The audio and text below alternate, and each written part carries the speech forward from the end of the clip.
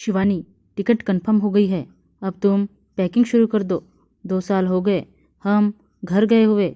अम्मा बाबूजी कितना खुश होंगे बच्चों से मिलकर। अमन ने ऑफिस से आकर कहा। ठीक है अमन, मैं तैयारी करती हूँ, तुम भी अपना सारा सामान दे दो। शिवानी और अमन अपने घर जाने का प्रोग्राम बना रहे थे। अमन, तुम तो पिछले साल घर गए थे, मैं तो जा नहीं पाई। बच्चों के बोर्ड के पेपर थे। अम्मा जी तो बीमार रहती है। अब काम कौन करता है घर का? कोई काम वाली लगाई कि नहीं? शिवानी, मैंने बोला तो था उनसे, पैसे भी देकर आया था। अब तो जाकर ही पता चलेगा। शिवानी और अमन बच्चों के साथ ट्रेन पकड़कर घर पहुँचे। पूरी रात का सफ़र दिल्ली से इलाहाबाद बहुत ही थका देने वाला था। घर के बाहर पहुँचते ही अमन ने गेट खोला। तभी अम्मा जी के खांसने की आवाज़ आई। आ गए बेटा, कब से इंतज़ार कर रही थी। अरे अम्मा, तुम बर्तन क्यों मांज रही हो? काम वाली नहीं आती क्या? मैं तो उसको लगा के गया था अम्मा। अरे बेटा, ये काम वाली बड़ी बदमाश होती है, रोज़ छुट्टी करती है और काम भी ढंग से नहीं करती। मुझे तो नहीं आता इन काम वालियों का काम समझ में। काम ही क्या है, मैं तो अपने आप ही कर लेती हूँ। पैसा भी मुंह फाड़ के मांगती है। अरे अम्मा, अपनी उम्र भी तो देखो, कितना बीमार रहती हो, फिर आपको पैसों की क्या चिंता? हम दे तो रहे हैं। अच्छा लगता है इस उम्र में बर्तन घिस रही हो, लोग भी क्या कहते होंगे। पर अम्मा जी पर अपने बेटी की बात का कोई असर नहीं हुआ। वो तो बर्तन चमकाने में लगी हुई थी। शिवानी और अमन को बहुत बुरा लग रहा था। तभी कुछ ही देर में अमन के चाचा चाची आए। अम्मा जी को बर्तन मांजते हुए देखकर बोले, अरे अमन, हद कर दी तुमने तो। इतनी अच्छी नौकरी है तुम्हारी, तुम्हें शर्म नहीं आती?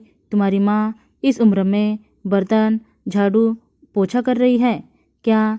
इसी दिन के लिए तुम्हें पढ़ाया लिखाया था? अमन बहुत शर्मिंदगी महसूस कर रहा था, पर उसके पास कोई जवाब नहीं था। उसने कहा, चाचा जी, अम्मा जी ही कोई काम वाली नहीं लगाती। मैं तो पैसे भी देकर जाता हूँ, पर वो मेरी मानती ही नहीं है। अमन ने धीमे स्वर में कहा। तभी चाची ताना मारते हुए बोली, बहू को शर्म नहीं आ रही है? बूढ़ी सास बर्तन मांज रही है। क्या ज़माना आ गया है, आजकल तो बहू बेटे का कोई सुख नहीं है। बेचारी शिवानी सफ़र से थकी हुई बर्तन मांजने बैठ गई। अभी बहू बर्तन मांज के हट ही थी कि अम्मा जी आई और बोली, अरे बहू, अब सारा दिन बर्तन ही मांजेंगे, खाना बनेगा कि नहीं? बेचारी शिवानी रसोई की तरफ चल पड़ी। पूरे घर के लिए खाना बनाया, कोई भी रसोई में मदद को नहीं आया। अम्मा जी ने अमन के आने पर अपने रिश्तेदारों को बुला रखा था। शिवानी ने रसोई का काम खत्म किया।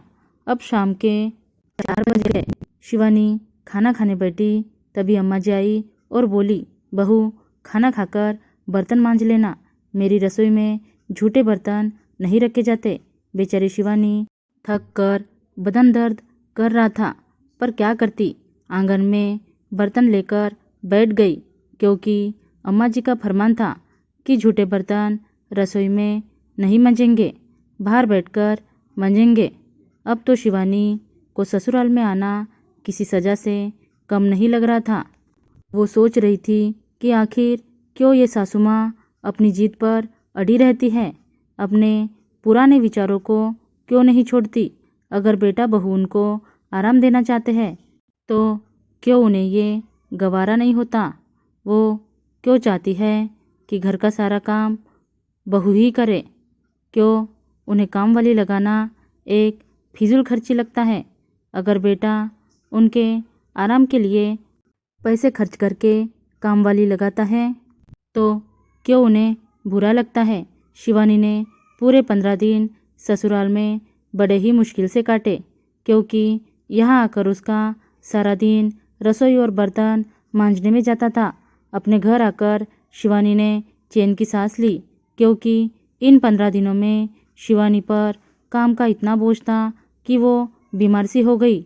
अब तो उसने अमन से साफ कह दिया कि अब वह कभी ससुराल नहीं जाएगी।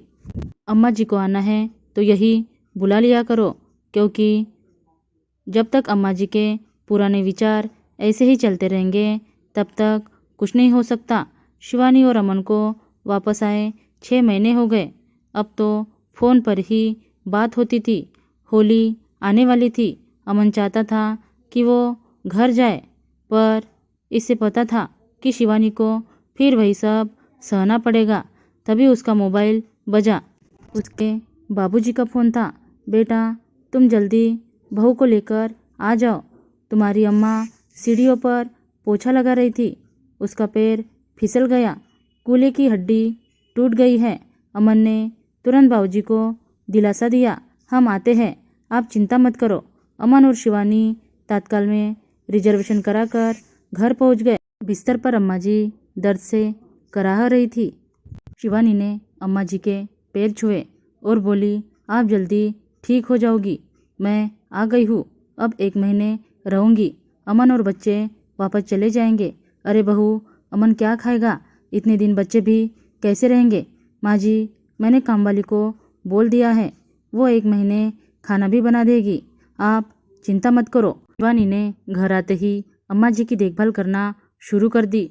उसने एक कामवाली भी लगा ली जो घर की सफाई और बर्तन साफ करती। शिवानी अम्मा जी के पास बैठकर बातें कर रही थी। तभी अम्मा जी बोली, बहू, रसोई साफ की या नहीं? बर्तन ऐसे ही पड़े होंगे। अब तुम तो मेरी सेवा में लगी हो, सारा घर गंदा पड़ा होगा। नहीं माँ जी, आप टेंशन मत लो, मैंने काम वाली लगा ली है, सब अच्छे से करती है। 1 महीना पूरा हो गया, अम्मा जी भी ठीक हो गई। सबसे पहले वो रसोई में गई। वहाँ चमकते हुए बर्तन और सफाई देखकर हैरान रह गई। पूरा घर बहुत ही साफ सुथरा था। अब वो सोच रही थी कि वो बेकार में ही जिद पर अड़ी रहती थी। इसी कारण उनका ये हाल हो गया। जितना पैसा वो बचाना चाहती थी उससे कहीं ज़्यादा उनके हॉस्पिटल के बिल में ले लिया। वो सोच रही थी इससे तो बेचारी कामवाली को ही दे देती, गरीब की मदद भी हो जाती। तभी अमन भी आ गया शिवानी को लेने। अम्मा जी बोली, बहू ने मेरी खूब सेवा की है बेटा।